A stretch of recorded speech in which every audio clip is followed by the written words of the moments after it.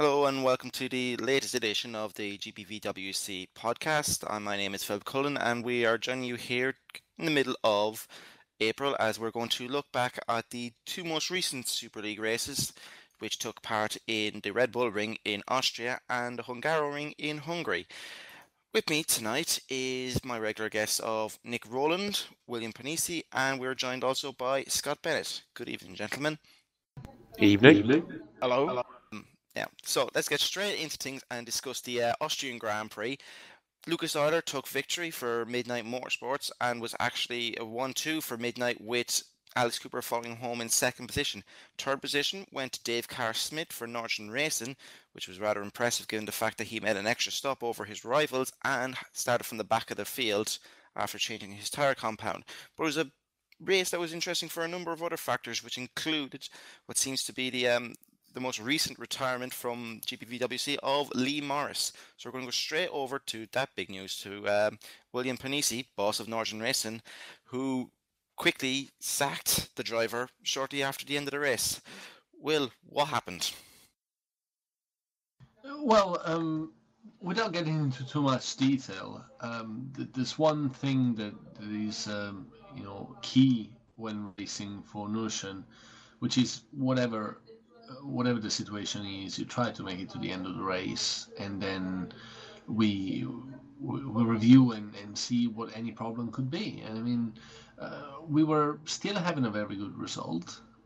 We were probably going to have two cars in the podium, and if you just park the car because you've had enough, you may have the best reasons in the world, and I'm more than willing to listen, but I cannot give you one of my cars again because we need two cars to reach the finish line every time. That's it. Very, very simply. I think a lot of people saw signing Lee as it was something that was going to either work out great for Norton or was going to burn your fingertips. And I think a lot of people were kind of wondering, okay, taking bets about how long it might take until things went, for lack of a better word, arseways in that department. And we had Lee Morris on this podcast when we were discussing the preseason stuff, and he seemed, we've seen it before from, he came up here and he talked about change, he talked about how things had changed in his life and that he seemed to be more focused on his racing, but 3 races in and gives up. I mean, should he have stuck it out a bit longer? What do you think there, Nick? Well, firstly, I'm sorry if I sound bad, but I'm battling a cold at the moment. But in terms of what Lee did with the race itself in Austria, pulling over into the pit lane on the lap he did, I'm not too sure how early it was, I think it was something about lap 39, 40-ish. To pull over like that and actually retire from the race, I don't think was the smartest move, even if you wanted to try and return at a later date. You don't want to make that sort of impression on people going forwards, whether it be within GPVWC or anywhere else in sim racing. It gives a very negative thing. But to do it in such a fashion, such a way, probably wasn't his most shining moment ever in the Lee Morris seemingly saga. But nevertheless, he did it for reasons that have later been revealed to, I think, a few people, and he has his reasons. But the whole way it was. He dealt with it, not the team, but the way he dealt with it, I don't think was very positive and did not reflect very well on himself at all.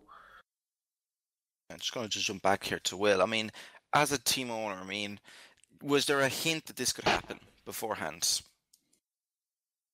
Well, to sign him in the first place was a gamble for 2 reasons. First of all, getting 2 very talented drivers into the same team can always lead to situations in which there's a very heated rivalry, to use polite words.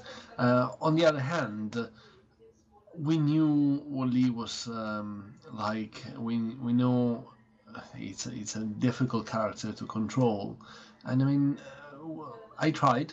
Perhaps I didn't do enough. Obviously, didn't do enough to manage this kind of explosive situation. But at the moment in which the contract was signed, we were thinking we were doing the right thing. We were taking the right decision. Do you regret it?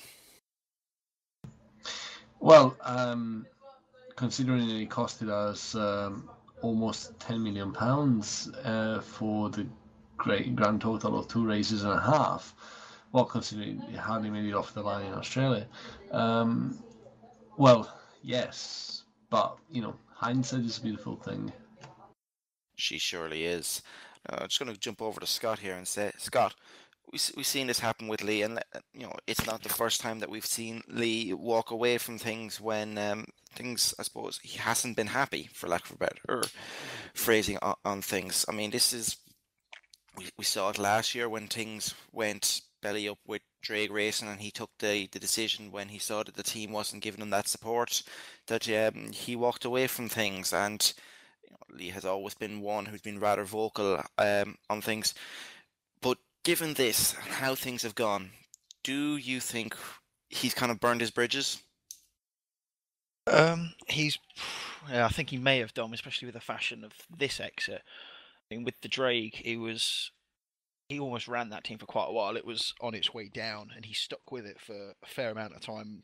I think longer than quite a few people expected him to, especially with some of the results he was still managing to get out of that car last year. He was one of the biggest and more reliable teams this year, and he's lasted even less amount of time than he lasted last year. So it's not looking good for him, really. Yeah, and we have seen in the past that the likes of Sam Miller, for example, who was a very quick, if albeit an erratic driver at times, and it came to the start of last year, and he just couldn't get a drive, despite the fact that he was a driver who had, was very capable of putting a car on pole, and if he was able to string it together, he would be able to give a team a lot of speed in the car. But we saw that he couldn't even get a drive. So, what do you think yourself, Nick? Have we seen the last of Lee Morris in the Super League, or do you think that someone will eventually take a punt on him again? I think teams probably would take a punt on him again due to his natural speeds that he has. But I think for him personally, unless some specific things change maybe, then no, I don't think we will see him back anytime soon, to be honest with you. And Will, what about yourself? I mean, I suppose even from a management point of view that we've seen with Lee over the last few years, and I suppose we have spoken at length at times about him when things have flared up. Lee is a very emotional guy, and he does wear the heart in the sleeve and lets it all out. Do you think that we will see him back here? Well, I don't think that as a league or as a team even we've got anything personal against him. Obviously, we've had our differences. We've talked about it. So the door is always open. Perhaps not to come back into the team, but definitely to come back into our midst. It's a matter of whether he wants, but I wouldn't put it past him. I mean, we've seen in the past a lot of people, even examples that are very, very close to us, going away, slamming the door, and then coming back after a while and starting a completely new relationship. So I wouldn't put it past the situation. I wonder who you could be talking about there, Will. Oh, just some random names, random Irishmen. Oh yeah, we've plenty of them around these days. No, it's a good sign. It's a good sign, and hopefully they'll stick around, and hopefully they'll grow in number. Indeed.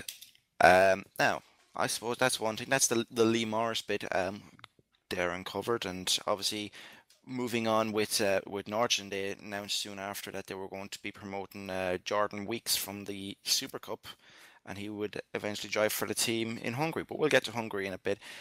Looking back again at Austria, it was again another great showing by Midnight, but another brilliant race for Nijo, who picked up 4th and 5th in the race, with Heasterbeek ahead of Van der Voort. Even Heasterbeek was taken by Dave Carr-Smith in the closing segments of the race, actually. So, and they too also were the last two cars on the lead lap. Everyone after that had been lapped. Nick, how impressed have you been with the Nijos this year? Yeah, well, it was always a question looming over their heads if they could pursue or continue with what they had last year, and in particular if they could get a second driver to back up what Ruud's been able to achieve already. Ruud did exceptionally well last year, and he's kicked off this year in the same vein of form. But they've drafted in Tom van der Voort, who's a relative unknown to most of us. I in particular, before the start of the season, did not know who Tom was. But as a supporting driver at this particular point in time, I think he's done exceptionally well. And in the last two races in particular, at both points, he's actually been in front of Ruud, holding some pretty decent pace. But it looks like he's got some slightly higher tyre deg, and Ruud's able to slip by and pull the advantage. But I think Tom's been a great supporting role in the Nijo team, and I think Nijo are doing an exceptional job at the moment, and I think that they really are going places. And if Tom can continue to support Ruud, then I think Ruud will start fighting potentially for wins with the rate that they could potentially develop that car. Yeah, I think looking at Nijo last year, I know a few of us who were watching the race, we'd always said, there was Ruud doing really well, but was probably hampered by the second car. Now, it's no disrespect to Chris Williamson and Ben Warren, who shared that seat at times last year, but obviously Ruud is such a brilliant driver, as we've seen, and what he got out of that car last year, and to be joined with someone of the talent of Tom van der Voort, it just moved the team onwards, and I suppose we could theoretically be talking about, and as you said, about race winners by the time the end of this season comes. But looking on with the Austrian Grand Prix that we saw, we only saw 5 cars on the lead lap. Now, obviously, with the high pace of the leaders around such a short circuit, that's no surprise. But we saw, the regulars getting into the points, Torrance again ranking up points, which is great to see from the new team. And we saw also some points coming the way of finally Green Stripes Racing with David Gaspers in 13th, and we saw Mark Stanton and Adam Rouse picking up the lowly points. But it was a race of high enough attrition around such a short circuit with only 19 finishers, and I suppose there'll be a point we'll make on to the next race, is that Halcyon will be changing their driver for the following race in Hungary. We'll be getting onto that now in a few minutes. I'm just going to go to Scott. It was a good race for Kerno. You're the test driver there with 12th again for Steve Verlai, but it was another struggling race for Mark Johnston, who was out on lap 1. I think he just got caught up in some tangles. He's had a slow start, but he's certainly got the pace, so he just needs to work out how to keep the car going at the minute.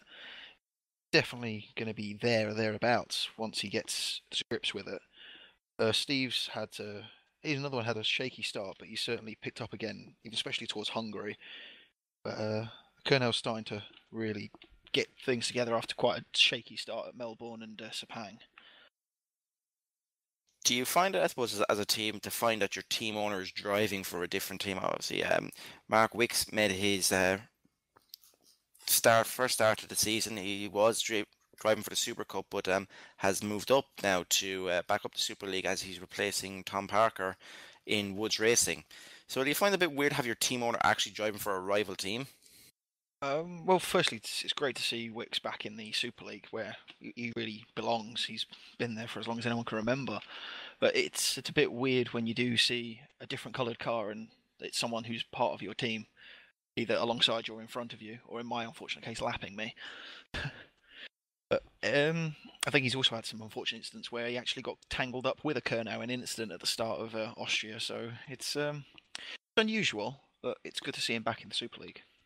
What are the odds in that? But obviously, actually, will bring us on there to another point, is about Woods Racing, and there was a lot of high hopes there, and they look to be starting the year with a very settled lineup in Tom Parker and Timu Taika, and a lot was expected out of them, and with the hopes, but it's been a bit of a mare so far, Nick, for Woods Racing, which has accumulated after 2 races with Tom deciding to at least step away for the foreseeable future.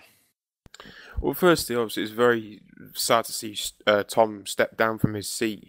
I think he's one of these drivers that is constantly improving, and little by little, he will advance and improve over a period of time. But he's taken the opportunity now to step back and pursue things in life generally. And I hope we do see him again sooner rather than later, especially. But in terms of Woods, they have just struggled no end. They had a relatively solid upgrades route prior to the season starting, and I thought they were looking pretty handy going into Melbourne. But I don't know if it's instance or setup, but something just hasn't clicked for them, and they're struggling towards the back of the fields, and they've got to go quite careful because the amount that they probably already invested against what they're actually coming away with is going to be quite damaging throughout potentially the rest of the season and going into next year as well. So yeah, it's tough times for Wood. So I do hope they get it sorted. Yeah, it is difficult when a lot had seemed quite good. I know there was high hopes from from Ollie too. He was on the let's sign Dave Carr-Smith train there for a good while, and it was obviously they were disappointed not to get them. But the team has had a relatively decent start for the season. Someone who's been trying to overcome, I suppose, a reputation that he was tagged with due to his lag issues up to this year, and he actually got himself some points in Austria. No, he didn't. Sorry, he got in the last race beforehand, and he's essentially having to lead the team right now. It is a difficult situation for someone to actually come on board and try to do that right now. What are your thoughts there on that, Will? Well, obviously, it's been a very, very difficult situation for Ollie as a team manager. Putting aside the personal matters, we obviously really sorry to see Tom go. But when you as a team manager in such a situation with drivers departing through no choice of your own, it's really, really difficult because all your plans, all your pre-season strategies, they're all out of the window, and it's really difficult, especially because talent in across the leagues is in limited supply, and it's always difficult to find a way out of this situation. We've seen it in a certain way with Notion last year, when we started losing our driver lineup. And I think it's really good for Ollie that he managed to get Wixie. He's obviously the driver that's got a great history with the team, and he was able to just step in the car and perform from the first occasion, and that could prove to be a blessing for the team. But obviously, so far as the other drivers in the team are concerned, especially Timo, as you were mentioning, well, it's really a moment for him to step up, and it could be actually one of the greatest opportunity for this driver. It's one of these days. I suppose if there's one thing that can actually pull around and get through things, it is Woods Racing. It's the one thing Molly has always been trying to have. It is a good team mentality, and at least bringing in someone like Mark Wicks into the team helps at least stabilize it in the short term anyway.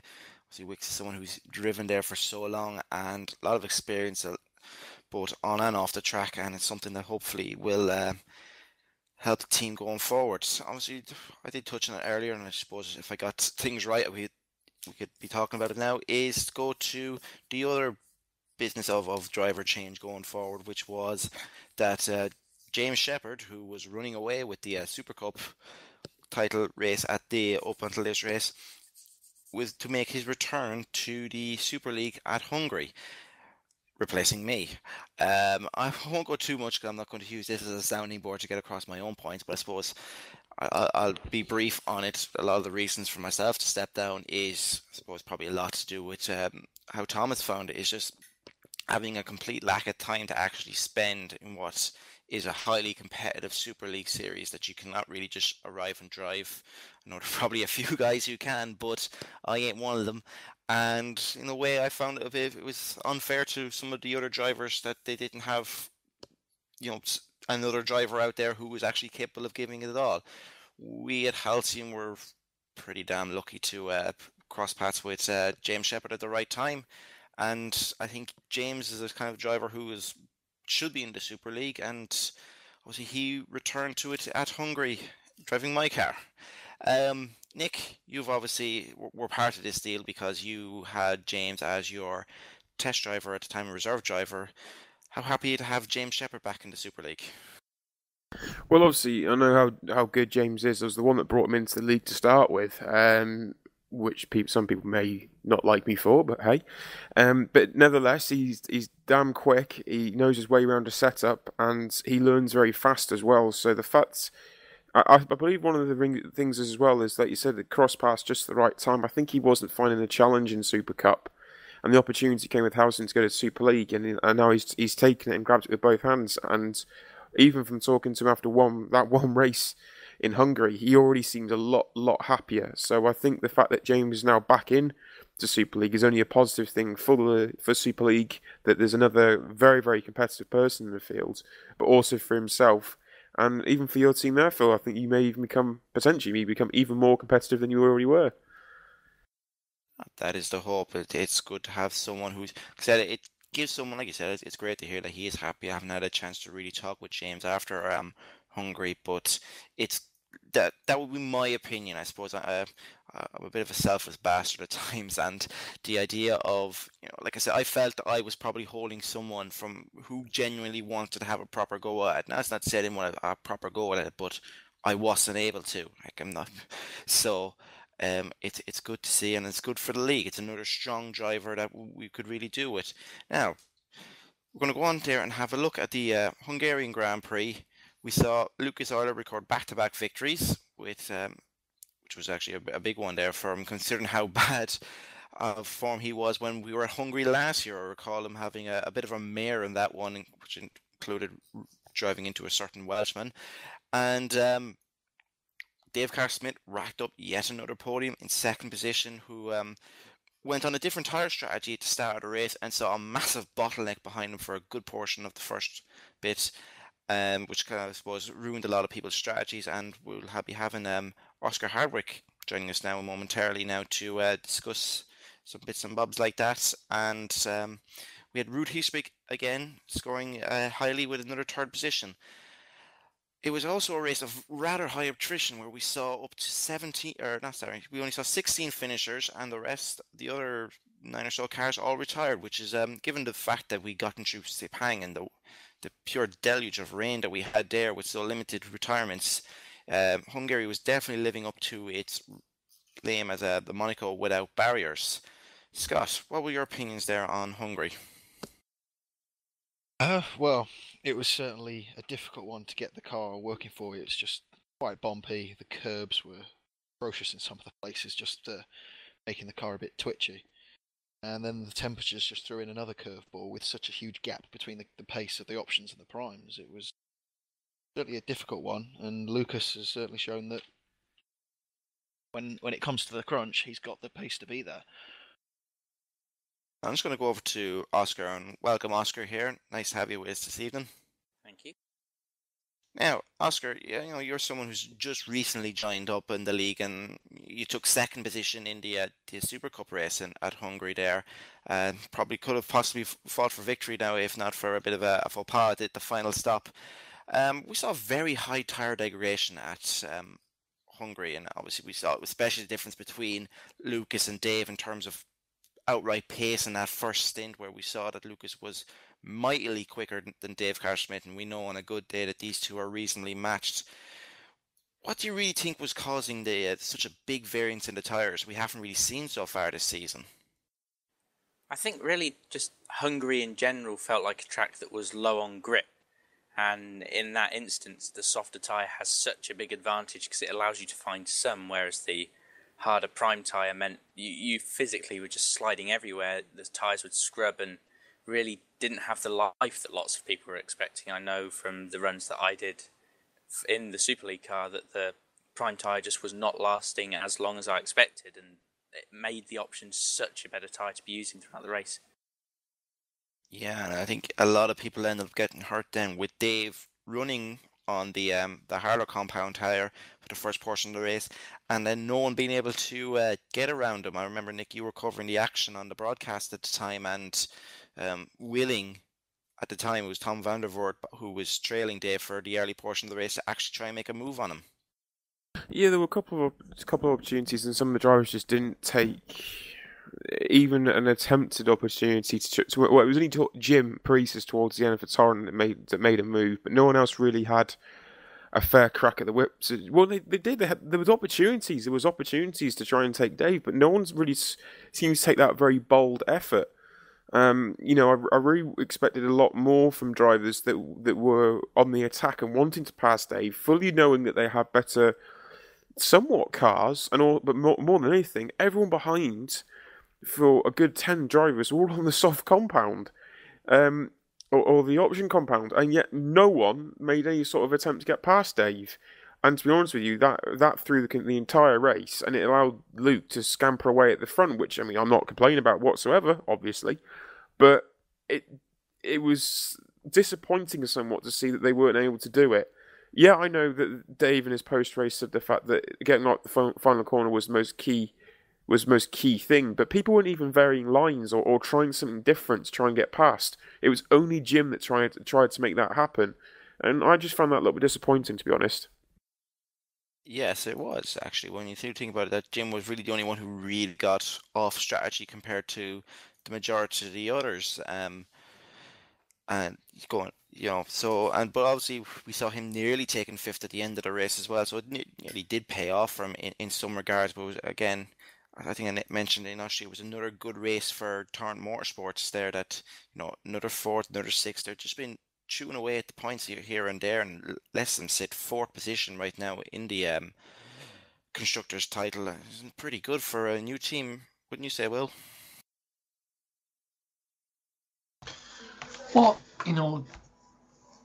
Torrent is a team that really needs little introduction. They may be new to the GPVWC, but the reputation comes before them, and they showed last year in the Super Cup how fast and professional they are, and obviously also with Jim in the Formula Challenge, they show they can be a very dominant force. I mean, the only thing that's holding them back at the moment is perhaps the development of the car.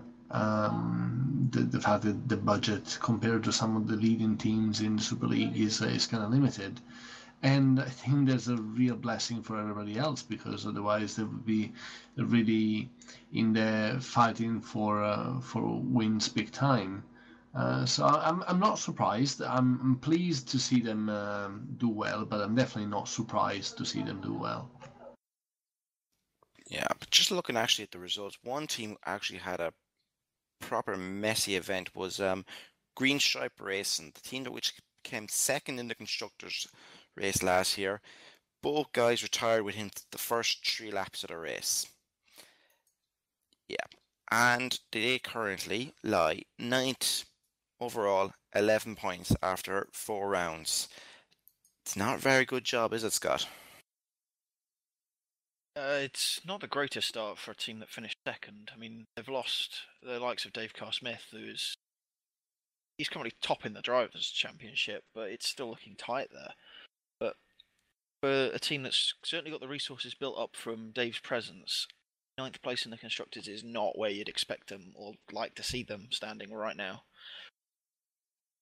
But Nick, we saw Gaspers coming in to Formula Challenge, and we saw that when he arrived, it was the middle of the season on the Australian Formula Challenge race that he arrived in with Logic X, and he started burning up rubber, winning races, and even he had his Super League debut at Brazil last year and got a couple of points. But so far, it's not really worked for him, has it?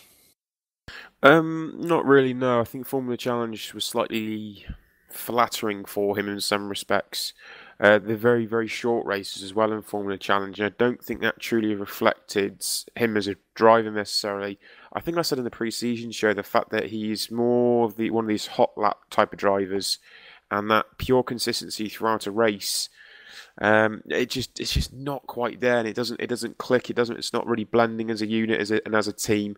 And I think that's been the most disappointing thing for Green Stripe, is the fact they haven't been able to find someone to replace Dave, essentially, as difficult as that was always going to be.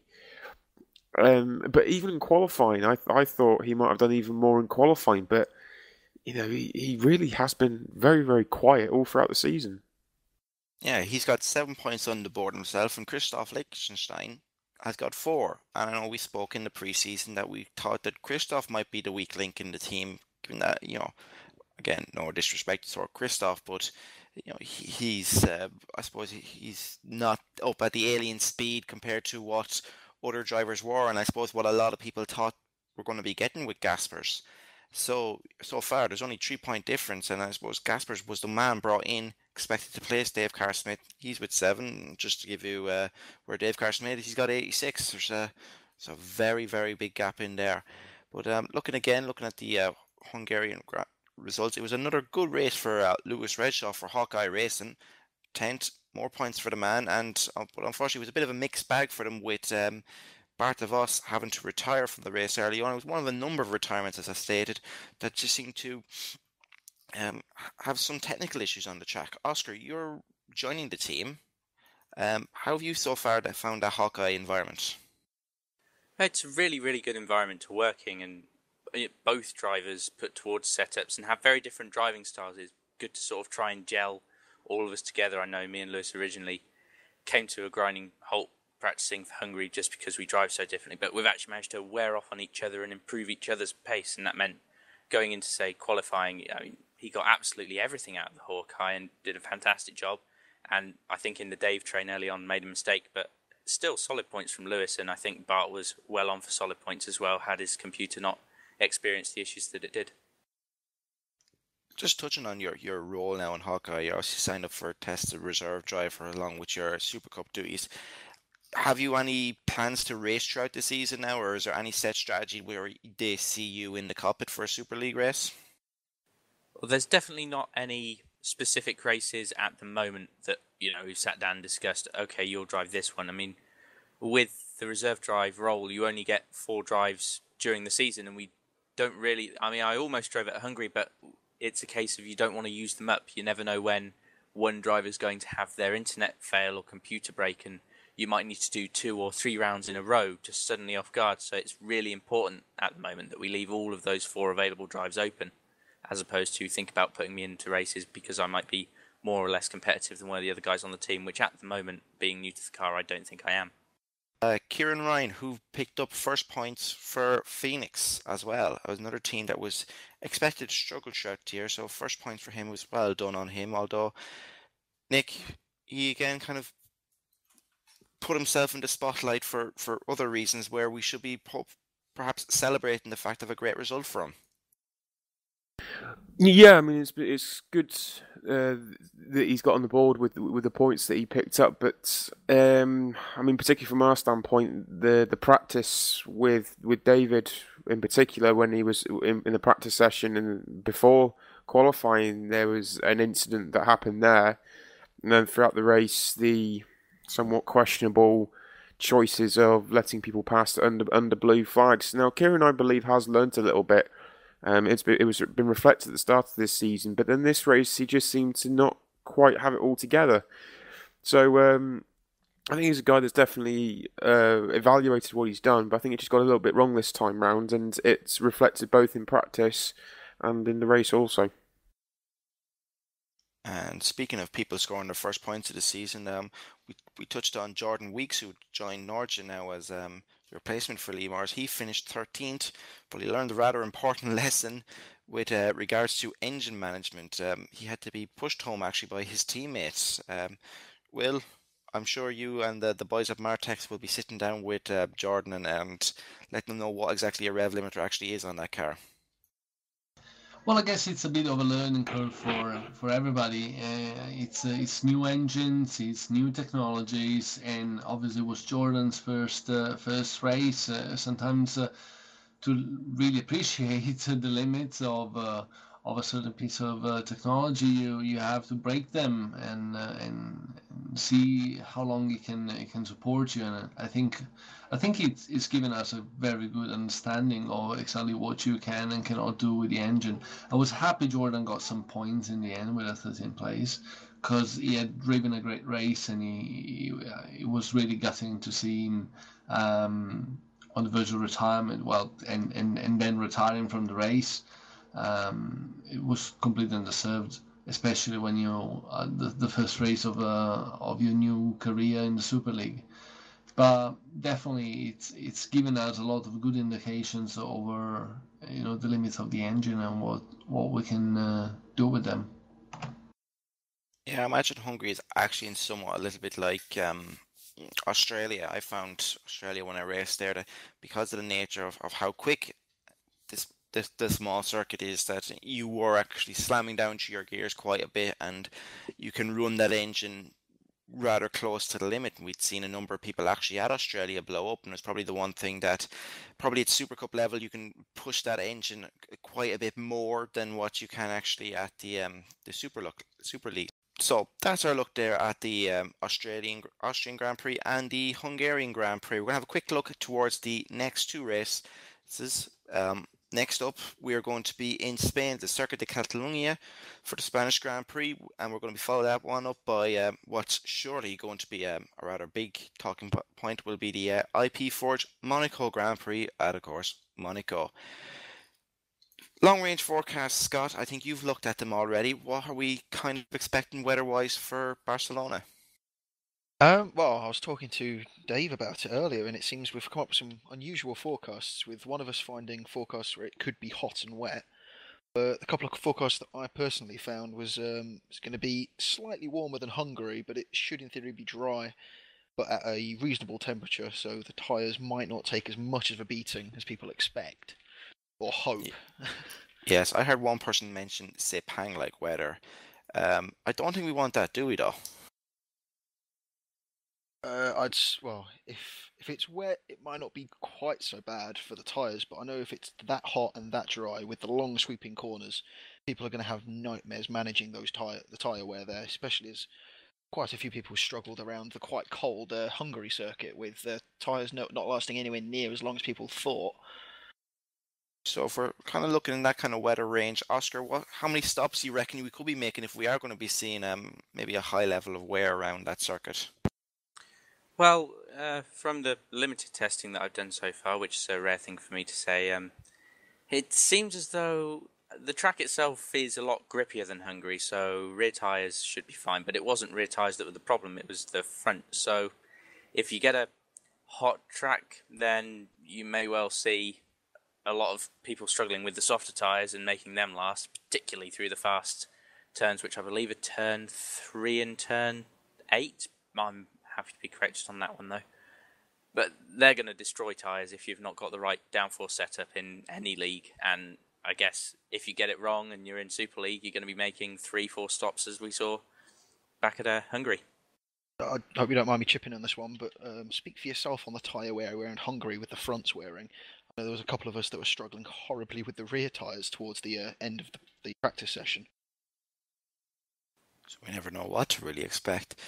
Nick, as team owner for Midnight, we've seen Dave go the opposite direction on strategy, and I don't think it's for the first time this season either. Does his penchant for doing that now this season so far, would it make you think otherwise, especially given seeing how much people's race got compromised behind Dave last race? Would you think about maybe throwing a curveball in yourself for maybe the likes of Alex? The only time I think that would be introduced is if maybe pace was an issue in a race, but at the moment, I think what we try to do is essentially what everyone tries to do and optimize it to the strategy or to the best ability of the car, and that's what we've done throughout the season. Other than Australia, where we got that one very badly wrong, and we learned from that the hard way. We learned from it big time going into the next race, and even though that was a bad race again, strategy-wise, we believed it was a better route, and the past couple of events have been much better, much more to the liking of both the drivers and a more reflection of last season also. But Australia was our anomaly, hopefully, and we can go forwards with it. But in terms of how they prepare for it, I think we'll just optimise it to the best of what the pace is for the guys, and in particular for Alex, because Alex was surprisingly, and I don't mean this in a bad way, but close to Lucas in terms of times going in to Hungary. And unfortunately, being stuck behind Dave wasn't able to show it for one thing, but secondly had the disconnection. But his pace was so strong. And I truly believe that if it carries on like this, I may have an issue on my hands because Alex's pace has improved so much in the past, I'd say 3 weeks. It's been brilliant to see, and I think he might start giving Lucas something to think about. It's something we actually saw last year, though, with Alex. Alex had a rather sluggish start to the Super Cup last year, and it was really maybe around actually the Barcelona race that we really started to see him coming alive and start going on a tear of victories. Yes, and hopefully we're going to get exactly the same thing happening again. He's taken a little bit of time to adapt into the setup, and I don't think the progression of the team has been a major issue. I think it's been understanding the car and understanding the setup for how it works for him. As both Scott and Oscar have pointed out there, one of the issues was his tyre wear. But he's learnt and understood and adapted that now. And from that, he not only has learnt to understand the tyre wear, but he's got the time and he's got the pace out of it. And I think that's been the biggest and key factor. And going into quite a tough part of the season now also, I think goes to show the fact that if he's got this and can carry it forwards, especially in Barcelona, which Scott and Oscar have always said is a very, very taxing track on tyres, then I think it's only a positive thing for the team and for Alex himself with his confidence. So we have a lot to look forward to in Barcelona. Maybe we'll see well, I suppose as long as they don't do what Red Bull try and do, you'll be grand, Nick. Oh, I hope not. I really hope they don't do that. Well, I'm sure at least the thing is at the next GPVWC day, you can clip and butt around the ear anyway if it comes There is that, yeah. Right, so we're going to go and have a quick look at Monaco. We won't talk too much about lap times because I'm sure all of our guys are busy in a way at lapping around the Circuit de Catalunya. So our resident weatherman has just told me he's done a bit of a long-range forecast. So Scott, what are we expecting in Monaco, apart from raining cars? Well, other than raining car parts through most of the track, I think it's going to be a tight one. But it could get even worse as there is rumours of rain, at the very least, possibly thunderstorms towards the latter end of the week, which includes the Thursday. Should we go around and see how many restarts we think are going to happen? Go on, why not? Scott, how many restarts are we going to have throughout the week of Monaco? Throughout the week, is it including all of the series we're running there? Should we include Formula Challenge? Probably not. Well, let's go. Let's just go. Let's stick it to Super League. I suppose we've been sticking to Super League so far. Let's stick it to Super League. How many are the creme de la creme going to have to go through? I'm going to go with perhaps they might get it right on the second start. Right, Nick. How many starts do you reckon we're going to need at Monaco? I think they'll do it first time. Just get away clean. Will? Well, I'm with Nick there. I'm confident that the Super League drivers will get it right at the first time of calling. All right, and Scott, of what you've seen of our Super League drivers so far, how many times do you think they'll take it to get through turn one at Monaco? I think it depends on how the forecast plays out. If it's dry, it should be nice and easy. But if we do get the potential of rain, might get it right on the second time. I'm going with. Right. Okay. That sounds something. Now, I suppose we heard it here first, and we'll have to see when we talk about this stuff in about 4 weeks' time, 4 weeks' time even, that we'll have to see how those predictions will play it out. Right. So we're going to finish this up. We're going to have one last bit, and we're going to finish off again, this one, with William Panisi, who apparently has, well, to quote him, it's not gossip my arse, but it's a major new introduction. Will, what have you got for us? Well, first of all, thanks for sharing some messages that were meant to remain within a private kind of. They're private. Well, there's nothing private in this league, is it? No, it's just a very important bit that's been developed for the league by a team of anonymous people. They've been working hard in the last couple of weeks to introduce a new lap checking and sort of scanning system. It's obviously in online racing, just as it was in offline. It's important, and it's one of the most important things for the GPVWC to guarantee the fairness of the competition and the fact that everybody within the league is competing on a fair footing, and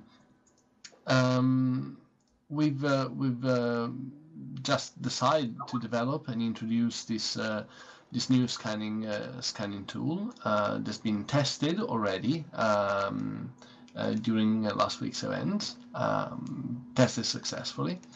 And it's something we're going to introduce, and it will be necessary for all drivers to use starting perhaps from tomorrow's races in World Pro Series. It won't be very difficult to use. It will be actually a tool that people will need to use when starting R-Factor. They will need to start R-Factor through it, but obviously all instructions will be provided, and it's a tool that will be sending files automatically to the administration. So not much will be required on the driver's side, but it's just a little bit for peace of mind of everybody involved in the league, just to make sure that everything goes smoothly according to plan for everybody. There we go. That's rather interesting. I should really show up these management chats more often. I didn't realize we were developing something like that. I know it's clear that when someone gets some other interest on his mind, and yeah, but we should have one of those newsletters that comes out, at least management newsletters once a week, for those of us who don't get around so much. I hear you volunteering for it. I have to figure out how the whole system works first and see how it goes. But if it makes the life easier, especially from a disciplinary point of view, it's one thing.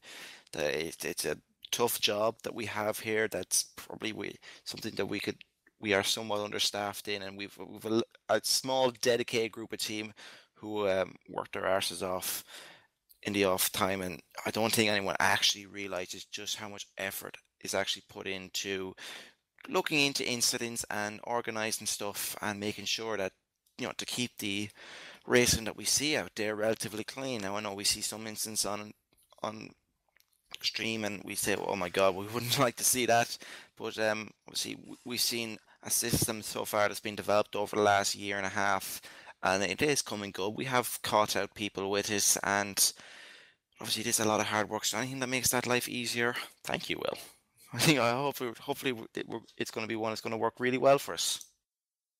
Well, that's the hope, obviously, and that doesn't take anything away from the amazing work that's been done so far by the administration, all the staff that's been working for the league in and out. Whatever the size of the contribution, everything is important, because the league is growing, the offering is growing, but it takes people to make sure everything runs smoothly. And if there's any volunteers out there, we're always willing to hear from them. You heard it there now. GPVWC administration is hiring. We pay you a kicks up the arses. Right. I think that's about it for this edition of the podcast. We won't leave you guys too much longer.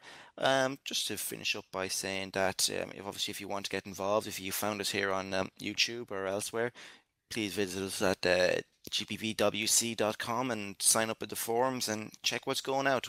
So we have a lot of racing going on. We're more or less racing now.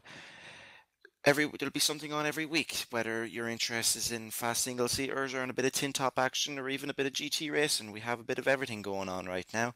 So obviously check us out and get involved. We were great, if albeit slightly madcap community, but we're fairly safe, lads. At the end of the day, I'd like to thank Nick, William, Scott, and obviously Oscar, who joined us a little bit afterwards, for joining me here tonight. And we hope to talk to you after the next two races with our next podcast. Good evening.